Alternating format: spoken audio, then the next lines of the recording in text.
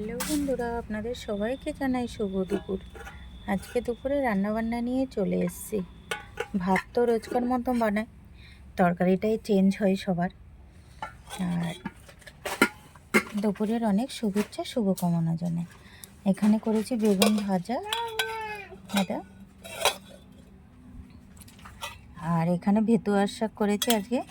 এই যে আজকে প্রথম ভেতুয়ার শাক করেছি, এমনিই করেছি রসুন শুকনো লঙ্কা ফোড়ন দিয়ে। আর এখানে আছে এটা চিংড়ি মাছ বাটা করেছি, পেঁয়াজ রসুন মানে ভালো করে জুত করে একটু ঝাল ঝাল করে বানিয়েছি। দেখেন, এটা সেই কুচো চিংড়িগুলো হয় না, সেই কুচো চিংড়িগুলো বাটা করেছি। শুকনো লঙ্কা দিইনি, শুকনো লঙ্কা দিলে একটু কালারটা অন্যরকম আসতো। আমি কাঁচা লঙ্কা দিয়েই করেছি এটা।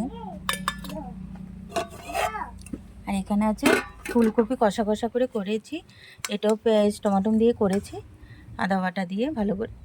ভেবেছিলাম ঝোল করব কিন্তু করিনি, শুকনোই করেছি। আজকে এইটুকুই রান্না। রাখছি বন্ধুরা, ভালো থাকুন সবাই।